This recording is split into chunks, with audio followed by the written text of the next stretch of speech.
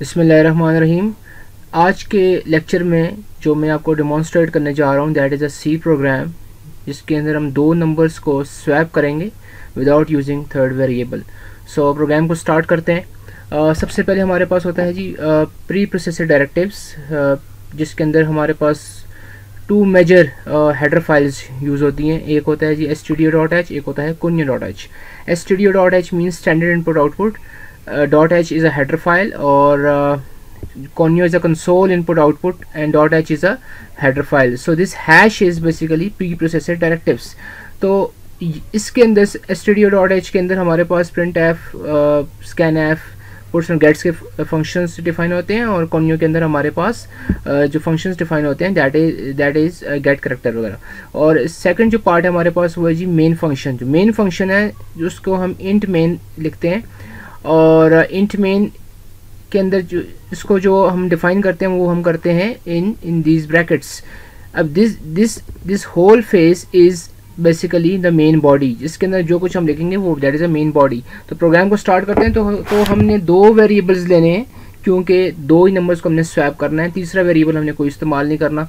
तो इसके लिए हम दो वेरिएबल यूज़ कर रहे हैं, that is integer a, b। अब इंटीजर a, b हमारे पास इंटीजर डेटा टाइप है, जिसके अंदर दो वैल्यूज़ होंगी, दो वेरिएबल होंगे a और b। तो इसके बाद हमारे पास है जी प्रिंट एफ के अंदर हमने सबसे पहले करना है जी प्लीज़ इनपुट। हम यूज़र को कहेंगे कि आप इनपुट दें, please input values of a and b। तो यूज़र जो है वो दो इनपुट की दो वैल्यूज़ देगा, जिसको हम ए और बी के अंदर स्टोर करेंगे। तो ये इसको हम अलग अलग भी हम इसको कर सकते हैं, लेकिन यहाँ पे हम इसको एक साथ लिख रहे हैं।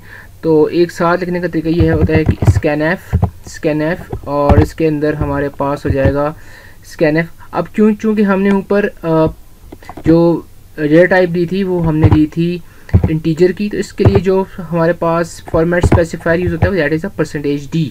अब %d को लिखने का तरीका ये है कि आप इसको इस तरह से लिखेंगे, और किसके अंदर हमने इस वैल्यू को स्टोर करना है, इसको लिखने का तरीका है and a, and b।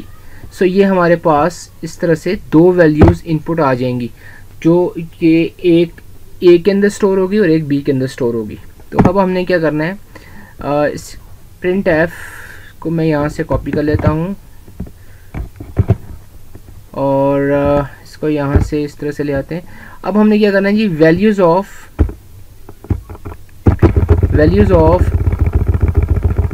a and b। मैं इसके साथ आपको प्रॉपर्ली डिमॉन्स्ट्रेट करके दिखाऊंगा, ड्राई रन करके भी दिखाऊंगा कि किस तरह से वैल्यूज स्वैप हो रही हैं। Values of a and b before swapping, यानी स्वैपिंग से पहले की वैल्यू क्या होगी और बाद की वैल्यू क्या होगी, ठीक है। तो इस तरह से होगी इज़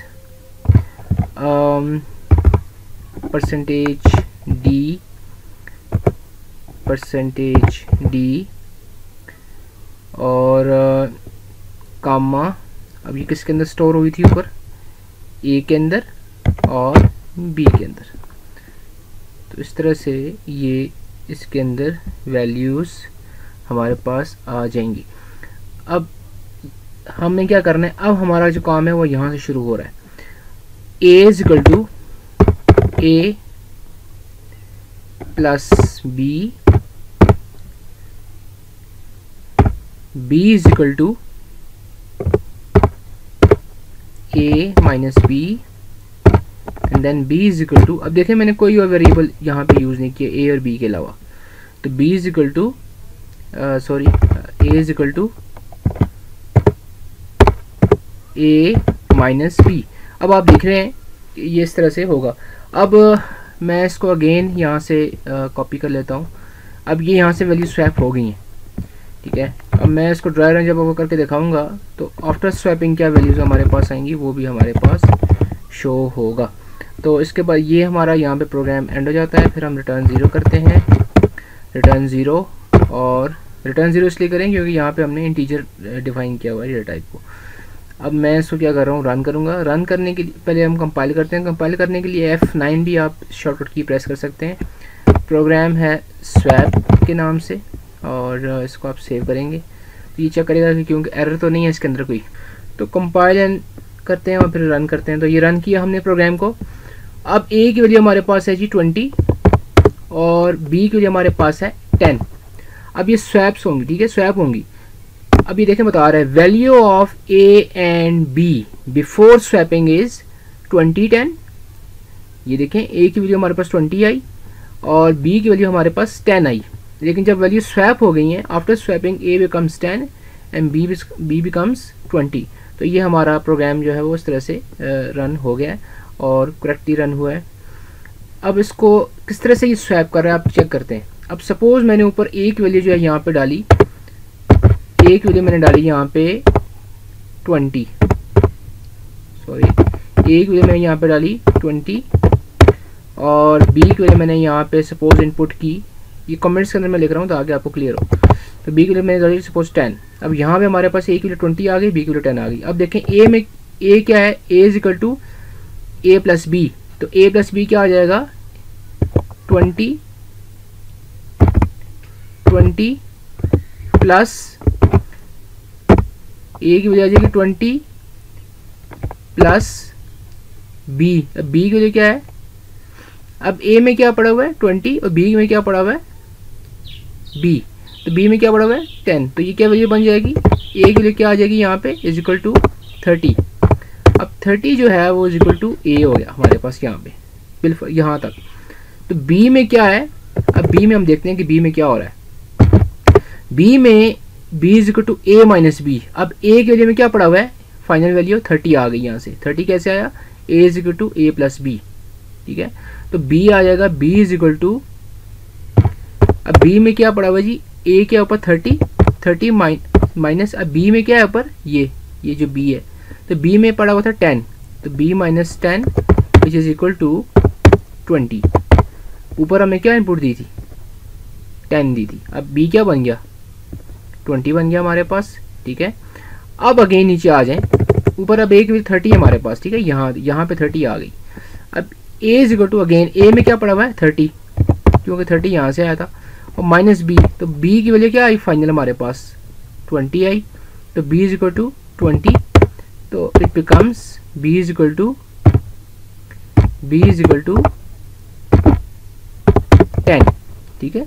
तो बी में क्या आ गया, sorry A is equal to 10, ठीक हो गया। अब देखिए हमारे पास ए की वैल्यू 20 थी, बी की वैल्यू 10 थी।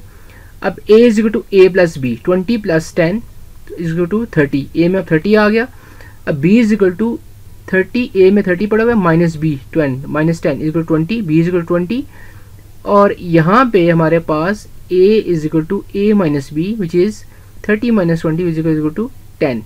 So this is all about swapping. अब देखिए यहाँ पे क्या था, अब यहाँ पे जो हमारे पास फाइनल वैल्यू है वो क्या आ गई, ये देखें बी में आ गया हमारे पास 20, क्या वैल्यू है हमारे पास, बी में हमारे पास आ गया यहाँ पे 20, फाइनल वैल्यू जो रिजल्ट आ रहा है इन एक्सप्रेशंस के बाद की बात करूँ, बी इज इक्वल टू 20 और ए में क्या आ रहा है हमारे पास, ये वैल्यू है ए इज इक्वल टू 10, तो ए आ गया हमारे पास 10। अब आप देखें ऊपर क्या था, A is equal to 20, B is equal to 10, अब यहाँ पे स्वैपिंग के बाद क्या आ गया, B is equal to 20 10। So that's all about swapping clearly without using the third variable. This is a bit tricky, इसके अंदर लॉजिक जो है वो बिट थोड़ी सा ट्रिकी है। और that's all about today. If you like this video, share it. If you have any questions, you can ask in the comment section. I will definitely respond here. And if you haven't subscribed to my channel, you can subscribe it and click on the bell icon so that you can get more videos. Thank you and have a great day.